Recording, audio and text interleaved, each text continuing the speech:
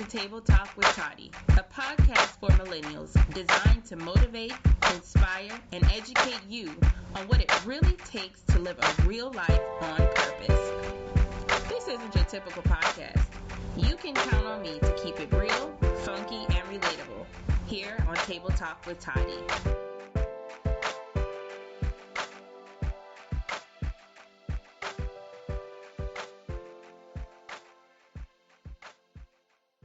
Hey guys, it's Natasha Toddy Weston, and this is episode 21 of the Table Talk with Toddy podcast. You are in for a treat today because I have joining me one of my longtime girlfriends, Monique Griffin, and we're going to be chopping it up today about how to travel and do so without spending your entire life savings. Now, it's officially springtime, and I'm pretty sure I'm not the only one out here ready to take a few vacations. So Monique is the perfect person to have here today because she is a traveling expert. She's always traveling, and what's even more special about Monique is that she's really focused on gaining broader travel experiences and sharing her insights and her experiences with her family, with her friends, and for those of us who are connected with her on social media. Monique has visited destinations all across the world, including Italy, Dubai, Australia, China, Hong Kong. Y'all, the list seriously gets longer. Thailand, South Africa, Saudi Arabia, and Greece. And those are just a few. So I think it's beyond safe to say that Monique is very fluent in the arena of traveling. So today I'm excited to talk to her about traveling, why it's important, and how we can get some more stamps on our passports. So welcome to the podcast, Monique. Thank you for having me. Before we start, I wanted to say congrats to you on the Toddy brand. You're doing an amazing job. I remember when we used to be on conference calls together with Define Your Pretty, and it started way back then. So I'm just really proud of you. You're doing amazing work. Thank you so much, Monique. So, yeah, she just brought up a really good point. Monique and I don't even remember how long ago Define Your Pretty was. It's been so long.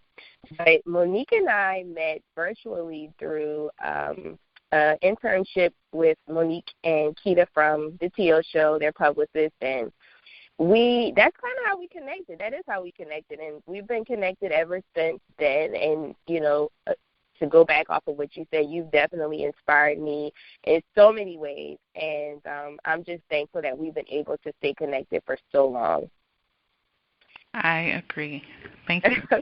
You're welcome. So, okay, let's start with the basics because when I was thinking about what in the world am I going to ask you, one question came to mind first that I'm just really curious about. I don't know about the listeners, but I'm really curious to find out. How did you, fall in love with traveling? What was your first experience when you knew that this was something that you had to make a lifelong mission? Where was the first place you traveled to? Kind of take us back to that experience. You know, actually, growing up, when I was young, we used to travel all the time. People will ask me, were you in the military? Was your father in the military? No. His job, he was a computer consultant, so we moved yearly. You know, I lived in Greece. I lived in Saudi Arabia. We moved all the time. So growing up, I was such an introvert. I didn't like meeting people because I felt that, you know, I'm going to be moving in in a year or so. We're not going to be connected any longer. So I hated moving all the time. But that's the way I grew up. I lived different places. So when I got older and I started having a family of my own, I wanted them to travel because I appreciated it more. I didn't appreciate it when I was young because, you know, when you're growing up, you meet your friends and you want to stay with your friends. Right. When you grow up, you realize there's so much out there in the world and you want to be connected with it and you want to get out there and experience it. So I would say probably in early 2000s, I started to travel more on my own. You know, I would just go to different places. It started locally, nationally. I would just go different places in the U.S., and then I started to venture out, going to different countries. And I got an appreciation for it, and I wanted my kids to not necessarily move them to another country, but experience other countries and not just know California, because it was important to me that they didn't just see one state and think this is what the world is. There's so much more out there. So my first experience with them was when I took them to Mexico, and we just went on a cruise. They enjoyed that. And then each year I try and take my kids somewhere. They're grown now, but try and take them somewhere on a family trip, like Dominican, any place they want to go. where they can get all their schedules together and they can just experience other cultures and they have an appreciation for it. Awesome. So you grew up moving and traveling all over the place, and you mentioned you were an introvert, and I can relate with that. So you kind of dreaded having to move a different place because you always have to meet new people. So that's a very interesting starting point. And then early 2000s, you started to travel more, and now you're exposing your family and your children to it. So this brings me to my next question. Now, you know I have a 3-year-old, so traveling for me is almost like a chore because you have to do a little bit more planning. You have to make a little slightly different arrangements. So for those of us out here that are, you know, working moms and maybe we have families and small children, what is like the number one thing that you would recommend as far as like trip length? Where would be a good place to take? I'll use myself, for example. I would love to take Tyler on a vacation somewhere, maybe not like the common Disney World or to Atlanta. Where would you recommend his first trip being? I would say somewhere maybe relatively, maybe like San Diego, because they have close by. They have like Knott's Berry Farm. They have the zoo. They have things like that you could take him to where he would enjoy. I know with my kids, I took him to Disneyland. You know, when they were young, but that was stereotypical. Everybody wanted to go to Disneyland, and it was a huge hassle because it was expensive. It was just. I didn't enjoy it. They did. I didn't enjoy it. I dreaded it every single year, packing them up to take them to Disneyland. But there's different places throughout the country, like, you know, some place where they have, like, the zoos. San Diego is a really good spot. I would say San Diego for the first one.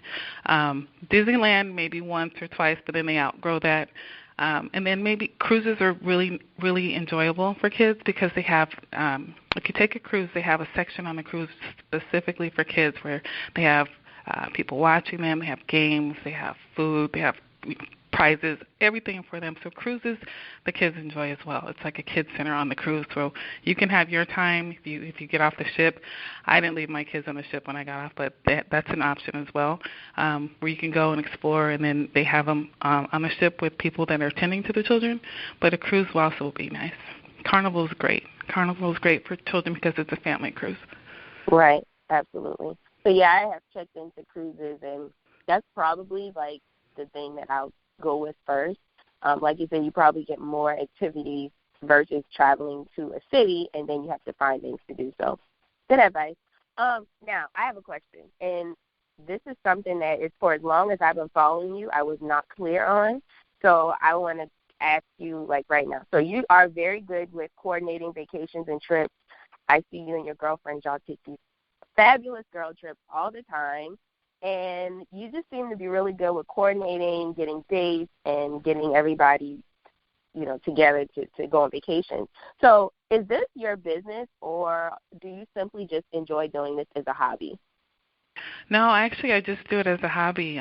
My business that I do, I work for a bank, so I've been in banking for 12 years. I'm in auto finance, but I do it on the side as a hobby. You know, people ask me all the time to help them coordinate trips or to help them find good prices and good deals, and they ask me when I'm going to get my own travel site up, and that's something I'm actually working on. By the end of this year, I'm going to have my own travel not a travel site, but I have some group trips planned, and it's going to be with a spin. So we're going to be doing a lot of volunteering when we go on these trips in other countries. But I'm working on that. I just do it as a hobby, just to help people, because I think a lot of people have a fear of traveling because they think it's too expensive and they can't afford it, or they don't know exactly where to go, or they're scared. So I try and ease all of that just by helping them, looking at deals, telling them where they can go.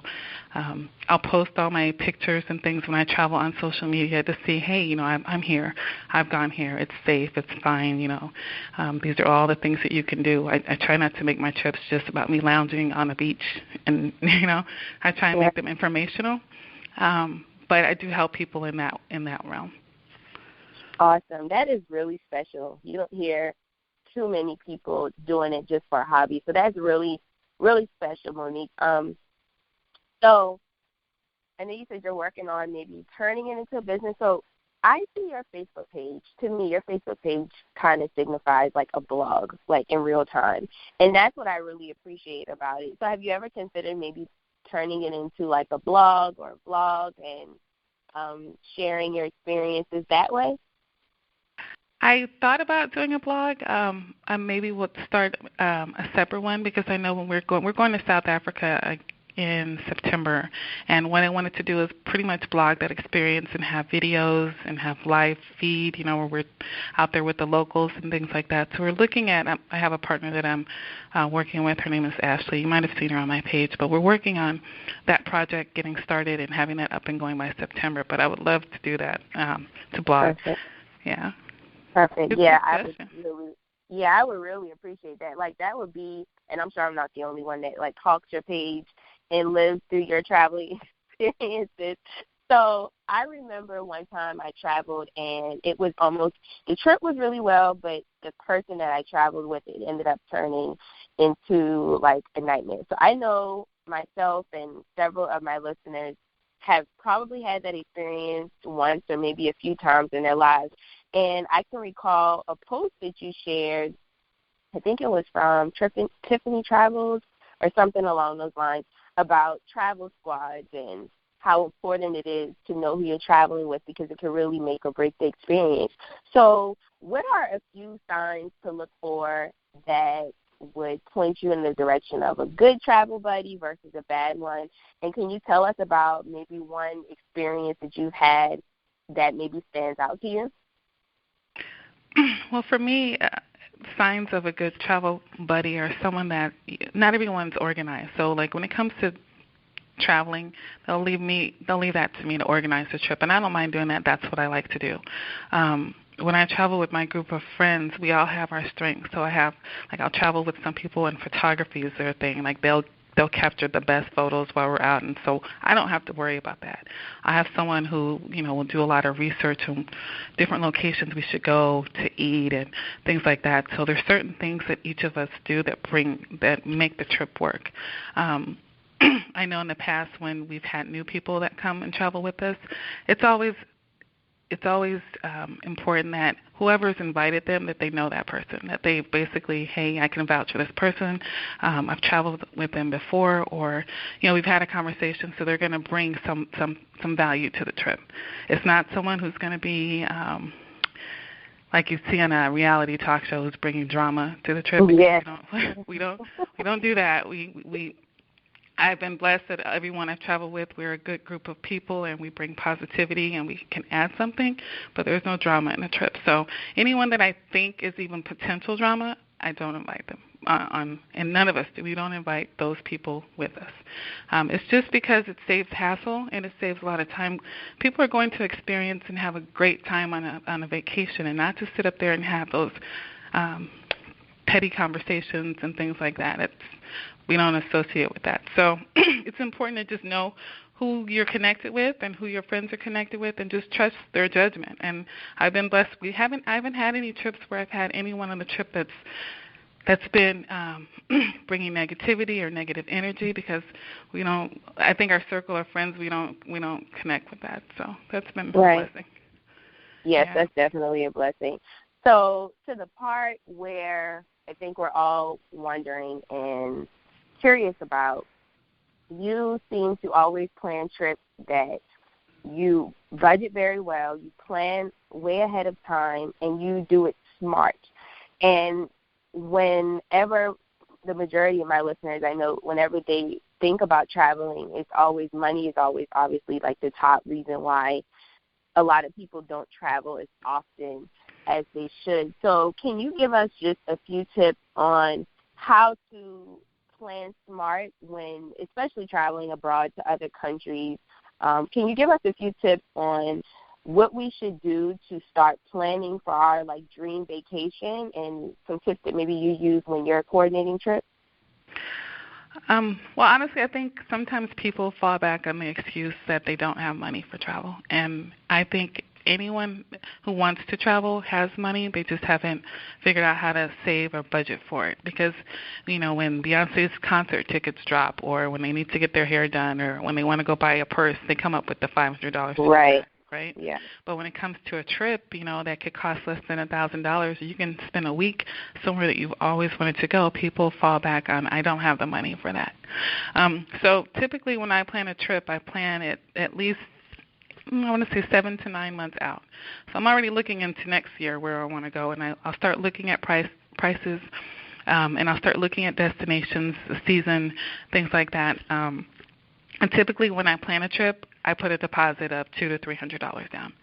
And you can pay on them as you choose, or you can pay it off at one, you can pay it off up front, you can pay on it however you choose, as long as it's paid off 90 days before that trip. So I give everyone enough time where they have at least 6 to 8 months to save for a trip after they've put a deposit and just pay it monthly. All of our trips are relatively, they're not expensive. You would think, it's thousands and thousands of dollars. Typically every trip that I've taken has cost less than $2,500, and that's going to Africa, that's going to Australia, that's going to, all over China, Thailand, and Hong Kong. All 3 places was less than $2,500, including hotel, including air, including most meals. So it's affordable if you want to travel that way. The same amount that you put into going to New Orleans or going to Las Vegas, where you're going to spend probably the same amount of money for 2 or 3 days to go to Essence Fest, you could go and you can have a cultural experience somewhere around the world. So I just say to people who really want to take that destination trip, first decide where you want to go. Do your research. Decide what month you want to go, because if you go on that trip, just because the price is low doesn't mean that the weather is great, that's the best time to be over there. Also, once you do that, decide, is this going to be a trip where you're going with a group of people, and who do you want to go with? Don't just go with everybody, because that's not going to make your trip enjoyable. You have to sometimes be selective on who you go with, especially if you haven't gone out of the country before. Some people can be very attached to always wanting to be connected with family, and that's okay. But if you're traveling with someone who always has to be on FaceTime or always has to be on the phone calling their husband or their kids or so, that's not going to be an enjoyable experience for you. Right, yeah. If you travel with someone who hasn't budgeted, so every place you go, they don't have money for it, they're going to pay you back, or, that you feel uncomfortable choosing places to go because they didn't bring enough money, that's going to be uncomfortable for you. So you have to be selective on who you're going with and, take that stuff into consideration and make sure that everybody's on point with planning for it. If it means sometimes I'll set up a payment plan for them. Hey, make sure you're paying $200. It's due by the 15th of each month. Send it to me. I'll send in the payment. So I keep everybody on track and no one last minute is backing out. And also just do your research on where you want to go when you get there. A lot of times you can book with tours, so you can get on a shuttle and they take you to all the best places.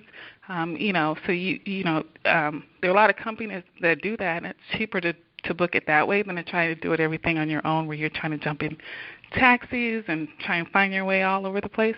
You're wasting time. So do your research before you get there, and you will have such a great experience. Great tip. That makes a lot of sense. So when are you coming on one of these trips with me? Let me ask you a question. Listen, after this podcast, we need to talk, because I need to go on the next one, and I'm serious. I think I asked you, maybe it's been a few years now, you were planning a trip. Was it to Dubai? I think it was to Dubai, if I'm not mistaken. And, I let one of the common reasons why people don't go on trips stop me. And, that was, lack of time. Maybe I don't have the money to really go and really enjoy myself, because I think sometimes we also think, okay, well, I have the money to pay for the trip. Well, will I have the money to spend when I get there? So you brought up some good points a few moments ago about, really just planning before you get there so that you know how much things are going to cost and you're not wasting time riding around in taxis trying to figure out what to do, so that you really plan smart. So definitely, Dubai is at the top of my list. I would absolutely love to go there. It is gorgeous. And so I do need to talk to you about making this happen. You brought up another point that I think is also a really good accountability thing, and that's going ahead and putting down a deposit.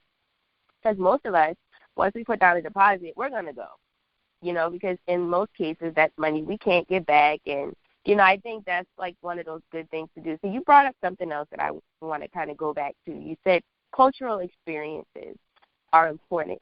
Can you tell us why it's important for us to really travel abroad more than anything versus just the normal, just going to have a good time and party and, do all of that. Can you tell us why these types of experiences are vital for our well-being, for our growth as a person, spiritually? Can you tell us some good reasons why cultural experiences are a must? They're so important. I try and do things that I can't typically do here in California or here in the U.S. I try and meet people that I normally don't every day interact with. One of the best experiences I had was when I went to South Africa, and I went there to volunteer and be a correspondent for people who had HIV and AIDS. And it was just very hard for me, to go over there and see all these little kids who they lived in houses that were maybe like 500 square feet. It was 5 to 6 people living with their grandmother because their parents died of AIDS. So they're living there. They're playing with rocks. They're out there playing with cans. But they're all happy. They're all happy, and they look content, and they're not complaining about things. Then you come here to your own country, and you have people complaining about everything from the moment they wake up to the moment they go to bed. Nothing's good enough for them. Not appreciative of the food you have, the clothes on your back, the job you have that you complain about every single day, but it's helping pay your bills. Those things that we take for granted. And then you go to these third world countries and you see people every day who don't have anything, but they're happy and they're making it work. So it's important to see that. It was important for my kids to see that, to see this is how people live in the world. There's more to the world than what you see every single day. And so you should always be appreciative whether you come across these people, you come across someone homeless, if you can help anybody in any kind of way, help that person, because that you never know when you could be in that situation. Understanding people's cultures, and we're different, but we're a lot alike. We're all humans. We might speak different languages and have different skin color, different ethnic backgrounds, but we're all the same. When I went to China a couple months ago, they rarely see black women over there, rarely. So when we went over there, we were like a phenomenon. They never saw, it was six of us black women, and we all had braids, all of us. Right. All of us. So everywhere we went, we would see people taking pictures of us, and they would try and sneak and take pictures of us. And so we would kind of walk over to them, and we would just be like, here, let me see your phone. And they would be nervous, like we were going to take their phone. We're like, no, we'll take a picture. We'll do a selfie. We'll take it with you. You don't have to, it's okay. Right. We don't mind. They would touch our hair. They would touch our hair, touch our braids. They would ask us, did you get these in the manufacturer? Where do you? Oh, wow. How does this happen? Did you, were they manufactured? And we're like, trying to explain it, but that's something they didn't see because you don't see black women traveling to China. You see black women traveling, but a lot of times they don't see them going to China. They go all over the world, but that's not one place that people desire to always go. Right. So it was just eye-opening when you go to these other countries, like in Dubai. Dubai is beautiful, such a beautiful place, and it's one of my favorite places that I've gone to. But just experiencing the culture, over there, when they see, looking at their women who are fully clothed and they have like you can only see their eyes through the covers, but they have the best eye makeup, like they're flawless, like they're just gorgeous, beautiful women. And just learning about their culture and learning, experiencing it. They have ATM machines that dispense gold. Wow. I needed some money when I was over there. I said, I don't think I could go to that ATM machine. But just experiencing things that you don't experience on the day-to-day here in the U.S. And it's so important to understand that and bring that back and let people know that it's these people you can't be afraid of. You can't be afraid of Muslims. You can't be thinking everyone's a terrorist. You can't stereotype people based on their culture or where they live. So it's important. And I am going to Dubai next year. Somebody asked me yesterday. I'm planning a group trip. So we will talk offline because people have been asking me, can you do a Dubai trip? Yes, I am going to do one next year. Yes. Awesome. Yeah, I know I saw on your Facebook you're not planning any more trips for this year. So, which makes sense because you said you normally plan like 7 to 9 months out. So, yes, I'm definitely going to talk to you about the Dubai trip because I've never traveled internationally with the exception of, if you want to call the Bahamas and Jamaica international. I mean, that's like the typical cruise trip, and that's, how I did it. But I think in order for me to, let me retract that. I know in order for me to continue to grow, and really, I think traveling, it makes you more self-aware. Like you mentioned, all of the experiences you've had. And what's funny is when we travel, it gives us a different perspective of life. But like you mentioned, in China, they had never seen black women with braids before, let alone black women in general, really. So in person, in their country, in their comfort zone. So it gives them a different perspective of life, too, which is really amazing. And I think that's what life is really all about. And so I knew when I was planning for, who I would interview this season, I said, I've got to get Monique on here because I have friends who always talk about traveling, but they always want to go to Miami or Las Vegas. And I never really get too excited about it anymore. It's like, okay, that's great and all, but what about other countries, like places most people don't get to go? What about that? And so I wanted to really get your perspective on the importance of traveling and why we should do it more often and how to do it without, having to spend thousands of dollars. I know when I reached out to you a few years ago about Dubai, you sent me a link, and the trips were, like, less than $2,000, like, collectively.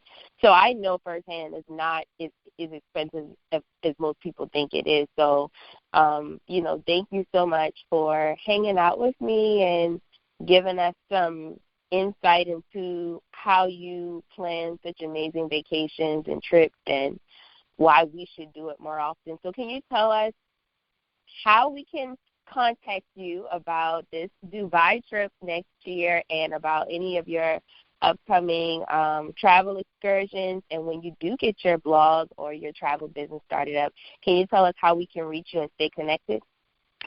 Yes.